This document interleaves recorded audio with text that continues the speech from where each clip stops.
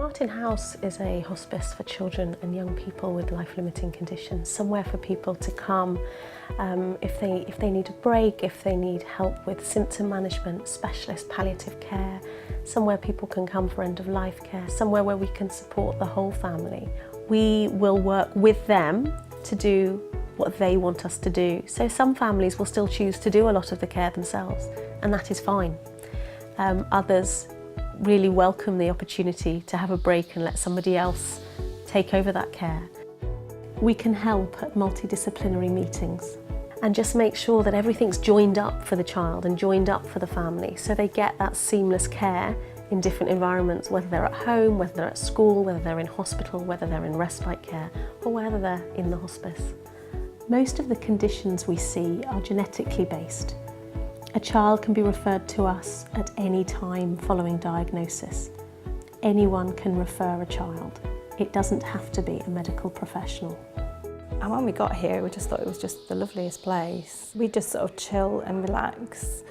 It is a home from home, and because over the years we've got to know lots of families and lots of the staff, it's just like it's a family really. Well, Together for Short Lives have defined 4 groups of patients who require palliative care. So they're children with life-threatening conditions where they may survive, but unfortunately the condition is such where they may not.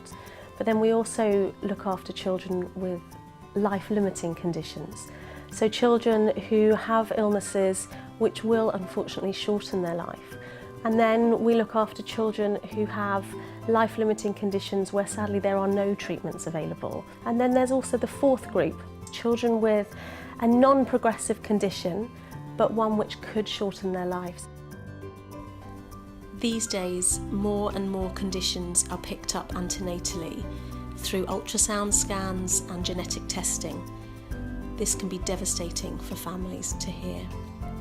We can get involved at that very early stage and work with families during the pregnancy to discuss their options.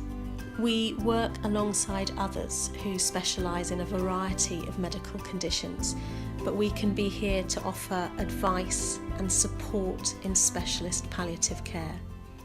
We offer planned stays for families that are booked in advance throughout the year to give families a regular break. Sometimes people come for a symptom control stay if symptoms are poorly controlled or there are new symptoms. Sometimes it may be because there's a step down from hospital stays. Sometimes it may be an emergency admission because there's a crisis at home, either because of care or social situation. Admissions could be for the withdrawal of intensive care treatment, and we do offer compassionate extubations at the hospice. Sometimes children come for end-of-life care, and we can support the whole family through this difficult time. Importantly, Martin House has doctors available all of the time. So we have doctors here during the day, doctors available on call 24 hours a day, 7 days a week, 365 days a year. Martin House doesn't work in isolation. It's very important that we're part of the wider community, and our links with our professional colleagues are very important to us. One of the absolute fundamental principles in palliative care is that it's holistic care. It cares physically for the child, it cares for their body, the absolute best clinical and medical care that child or young person can have. But children are more than their condition, so we really prioritise looking at their psychological needs, their emotional care, their spiritual care. Martin House is a research active organisation. As well as carrying out research ourselves, Martin House funds a programme of research which includes work we do with the Universities of York and Leeds. The research is aimed directly at improving the quality of life for children and their families in the UK, but also in paediatric palliative care overseas. We have quite a number of clinical skills. We have nurses from both learning disabilities and paediatric nurses that work here. We also have occupational therapists, physios that work within the team, all offer very wide-ranging skills. The doctors I just feel really confident that they understand her condition and they treat it in a way that as a parent you want it to be treated. You're just met with a great big hug as soon as you walk through the door, and you know that for those few days you can just absolutely chill out, relax, and you're just here with lovely people, and it's not a sad place, it's a really, really happy place. We have a small community team, but they fulfil a vital role because not every family wants to come to the hospice, or at times when their needs are great, maybe their child is in hospital or they aren't able to go to school, our community team will go out and visit them in their home if that's what they wish. We also have Whitby Lodge, a space specially designed for teenagers and young adults, a place that gives them more independence, choices about their care and what they want to do and how they want to spend their day. And a lot of the spaces have been designed by the young people themselves. A lot of the artwork they've been involved with designing.